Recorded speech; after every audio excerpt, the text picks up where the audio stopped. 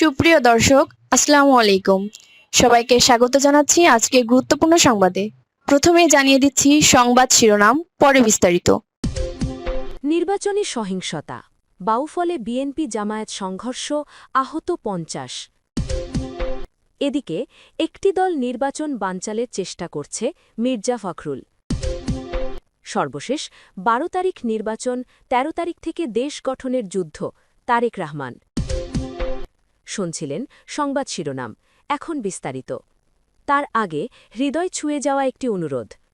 যদি হাদি নামটি আপনার বিবেককে এখনও নাড়া দেয়, যদি প্রকাশ্য দিবালকে গুলিবিদ্ধ হওয়ার সেই মুহূর্ত আপনাকে প্রশ্ন করতে বাধ্য করে, তবে আজ একটু সময় দিন। কমেন্টে শুধু লিখুন, হাদির হত্যার বিচার চাই। আর যদি আপনি চান সত্যটা চাপা না পড়ুক, যদি চান আমরা ভয় ছাড়াই এসব খবর আপনাদের কাছে পৌঁছে দিতে পারি, তাহলে এখনই চ্যানেলটি সাবস্ক্রাইব করুন। সাবস্ক্রাইব মানে শুধু একটি বাটন চাপা নয়, এটি অন্যায়ের বিরুদ্ধে সত্যের পাশে দাঁড়ানোর অঙ্গীকার। চলুন নীরব না থেকে বিস্তারিত জেনে নিই। নির্বাচনী সহিংসতা, বাউফলে বিএনপি জামায়াত সংঘর্ষ, আহত ৫০। ত্রয়োদশ জাতীয় সংসদ নির্বাচনের প্রচারের সময় পটুয়াখালীর বাউফল উপজেলায় বিএনপি ও জামায়াত প্রার্থীর কর্মী সমর্থকদের মধ্যে দফায় দফায় সংঘর্ষে অর্ধশত আহত হয়েছেন।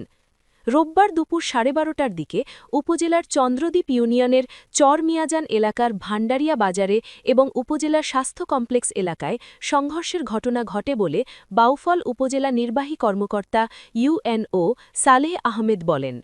পরে পুলিশ গিয়ে পরিস্থিতি নিয়ন্ত্রণে আনে। তবে চর মিয়াজান এলাকায় থুমথুমে পরিস্থিতি বিরাজ করছে। গুরুতর আহতদের মধ্যে মোহাম্মদ জুয়েল ৩৩, মোহাম্মদ নয়ন ১৭, মোসাব্বাত লিমা জাহান ২৫, মোহাম্মদ শাহজালাল ২০, মোহাম্মদ সুজন ২৬, মোহাম্মদ শহীদুল বেপারি ২৭, মোহাম্মদ হাফেজ আনিসুর রহমান ৫৫, মোহাম্মদ আমিনুল মাতুব্বর ৩৫, মোহাম্মদ নুরু মাতুব্বর ৩৫, মোহাম্মদ সাইফুল শরীফ ৩৫, মোহাম্মদ সাইফুল শরীফ ৩৫, মোহাম্মদ আলামিন চৌকিদার ২৫ এবং মোহাম্মদ সোহাগ ২৭ সহ মোট ২৪ জনকে বাউফল উপজেলা স্বাস্থ্য কমপ্লেক্সে ভর্তি করা হয়েছে। এছাড়া মোহাম্মদ জামাল মৃধাসহ ২ জামায়াত কর্মীকে আশঙ্কাজনক অবস্থায় বরিশাল শেরেবাংলা মেডিকেল কলেজ হাসপাতালে ভর্তি করা হয়েছে। অপর আহতের নাম জানা যায়নি। নির্বাচনে পটুয়াখালী ২ আসন থেকে বিএনপির মোহাম্মদ সাহিদুল আলম তালুকদার এবং জামায়াতে ইসলামীর শফিকুল ইসলাম মাসুদ প্রতিদ্বন্দ্বিতা করছেন। পুলিশ ও প্রত্যক্ষদর্শীদের জানায়, দুপুরে জামায়াতের নারী কর্মীরা বাড়ি বাড়ি গিয়ে দাড়িপাল্লার প্রচার করেন। এই সময় বিএনপির কর্মীরা নারী কর্মীদের বিরুদ্ধে ভোটারদের টাকা দেওয়ার অভিযোগ তুলে তাদের বাধা দেন। খবর পেয়ে মিছিল নিয়ে জামায়াতের কর্মী সমর্থকরা ঘটনাস্থলে উপস্থিত হলে বিএনপির লোকজন তাদের ওপর হামলা চালায়। এক পর্যায়ে ২ পক্ষের মধ্যে আধা ঘণ্টাব্যাপী সংঘর্ষ চলে। সেখানে সংঘর্ষে উভয় পক্ষের নারীসহ ৪০ জন আহত হয়। এদিকে জামায়াতের নেতা কর্মচারীদের ওপর হামলার প্রতিবাদে বিকাল ৩:৩০টার দিকে হাসপাতাল সড়কে জামায়াতের একটি বিক্ষোভ মিছিল বের হয়। মিছিলটি জনতা ভবনের সামনে গিয়ে ফিরে হাসপাতালের কাছে পৌঁছলে মিছিলকারীরা মোহাম্মদ শামীম নামে এক বিএনপি সমর্থককে মারধর করে। এই সময় বিএনপির কর্মীরা এগিয়ে আসলে ২ পক্ষের মধ্যে ধাওয়া পাল্টা ধাওয়া হলে অন্তত ১০ জন আহত হয়। চর মিয়াজান এলাকার ভান্ডারিয়া বাজারে সংঘর্ষের পরে জামায়াতের কর্মী সমর্থকরা বাউফল থানার ওসি সিদ্দিকুর রহমানকে বদলির দাবিতে থানার সামনে বরিশাল বাউফল সড়ক অবরোধ করে রাখে। আইন শৃঙ্খলা বাহিনীর সদস্যরা উপস্থিত হয়ে তাদেরকে সরিয়ে দেয়। রাত ৮টার দিকে বিএনপির পক্ষ নেওয়ার অভিযোগ এনে ওসির প্রত্যাহারের দাবিতে আবার থানার সামনে বিক্ষোভ করেন জামায়াত কর্মীরা। পটুয়াখালী ২ আসনের সহকারী রিটার্নিং অফিসার ও ইউএনও সালেহ আহমেদ BDNews24.com-কে বলেন, উভয় পক্ষের মধ্যে যে পরিস্থিতি হয়েছিল বর্তমানে তা শান্ত রয়েছে। আমরা আইনশৃঙ্খলা বাহিনীর সঙ্গে নিয়ে পৌর এলাকা সহ এর আশপাশের এলাকায় টহল দিয়েছি। কোথাও কোনো ঝামেলা নেই। ওসির বিরুদ্ধে পক্ষপাতমূলক আচরণের অভিযোগের বিষয়ে তিনি বলেন, এটা তদন্ত করে দেখা হবে। জামায়াত নেতা কর্মচারীরা কোন বিষয়ের ওপর অভিযোগ করেছেন সেটা খতিয়ে দেখে পুলিশ সুপার ব্যবস্থা নেবেন।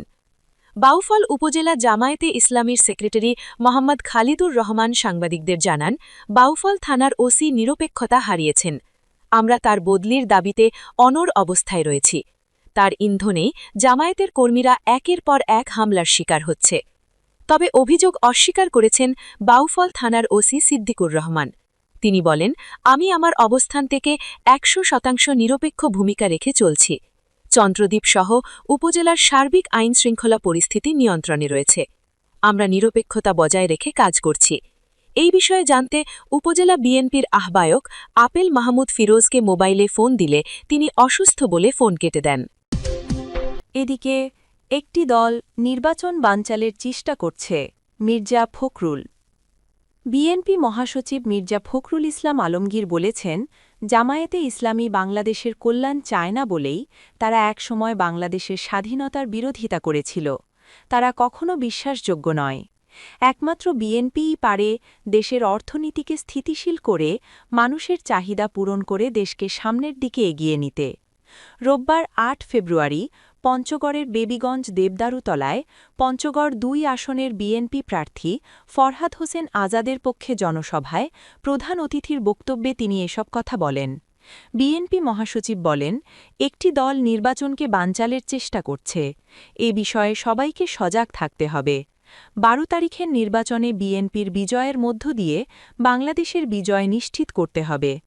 এ সময় তিনি দেশের সার্বিক উন্নয়নে তারেক রহমানের মহাপরিকল্পনা বাস্তবায়নের লক্ষ্যে সবাইকে ধানের শীষ মার্কায় ভোট দেওয়ার আহ্বান জানান। জনসভায় পঞ্চগড় ২ আসনের প্রার্থী ফরহাদ হোসেন আজাদ তার বক্তব্যে জামায়াতকে স্বাধীনতা বিরোধী ও নারী বিদ্বেষী আখ্যা দিয়ে তাদের আগামী ১২ তারিখের নির্বাচনে ব্যালট বিপ্লবের মাধ্যমে রুখে দেওয়ার আহ্বান জানান। উল্লেখ্য, আগামী ত্রয়োদশ জাতীয় সংসদ নির্বাচনে পঞ্চগড় ২ আসনে ধানের শীষ প্রতীক নিয়ে ফরহাদ হোসেন আজাদ, ১১ দলীয় জোটের প্রার্থী হিসেবে দাঁড়িপাল্লা প্রতীক নিয়ে সুফিউল আলম সুফিসহ মোট ৮ প্রার্থী প্রতিদ্বন্দ্বিতা করছেন। সর্বশেষ ১২ তারিখ নির্বাচন, ১৩ তারিখ থেকে দেশ গঠনের যুদ্ধ। তারেক রহমান। বিএনপির চেয়ারম্যান তারেক রহমান বলেছেন, আগামী ১২ তারিখ নির্বাচন হলে ১৩ তারিখ থেকে দেশ গঠনের যুদ্ধ শুরু হবে। সেই যুদ্ধে সবাইকে বিএনপির পাশে থাকার আহ্বান জানিয়েছেন তিনি। একই সঙ্গে ভোটদানে সঠিক ব্যক্তি নির্বাচন নিয়ে ভোটারদের সতর্ক থাকারও পরামর্শ দিয়েছেন তিনি। রোববার রাতে রাজধানীর বাড্ডার সাতারকুলের সানভ্যালি মাঠে ঢাকা ১১ আসনের নির্বাচনী জনসভায় তারেক রহমান একথা বলেন।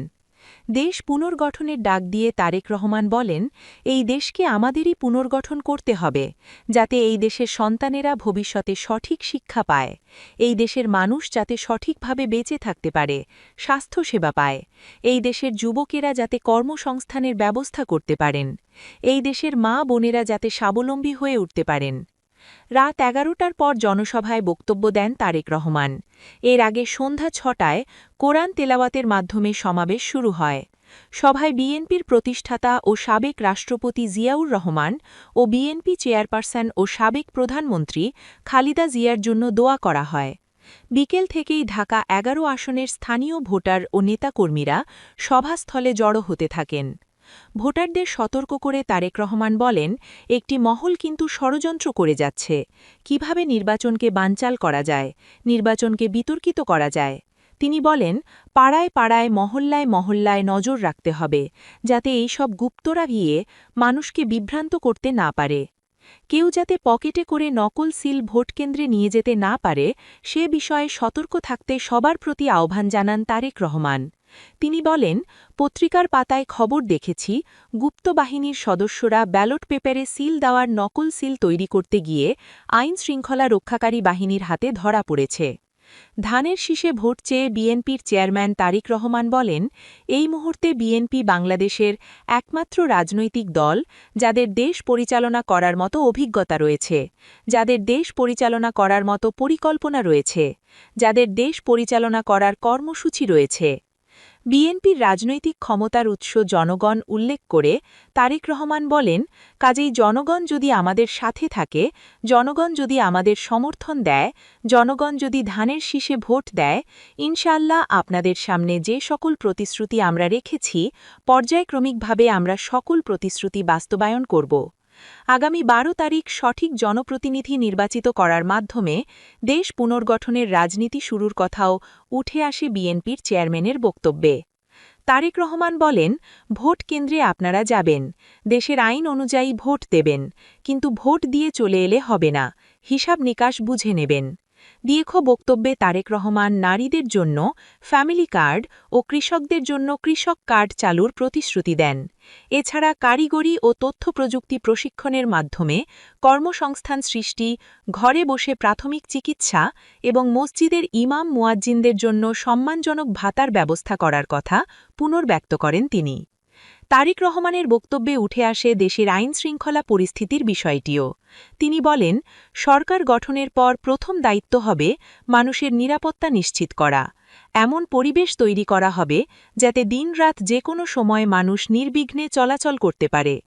বিগত ১৬ বছরের শাসনামলে অনুষ্ঠিত নির্বাচন নিয়ে তারেক রহমান বলেন, এই সময় দেশে প্রকৃত অর্থে মানুষ ভোট দিতে পারেনি, নির্বাচনের নামে নাটক হয়েছে।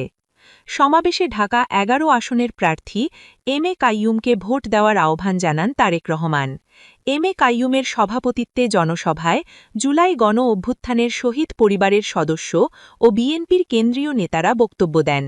রোববার এর আগে তারেক রহমান রাজধানীর ইসিবি চত্বর, পল্লবী, মিরপুর, শ্যানপাড়া ও শ্যামলী ক্লাব মাঠে আয়োজিত পৃথক জনসভায় বক্তব্য দেন।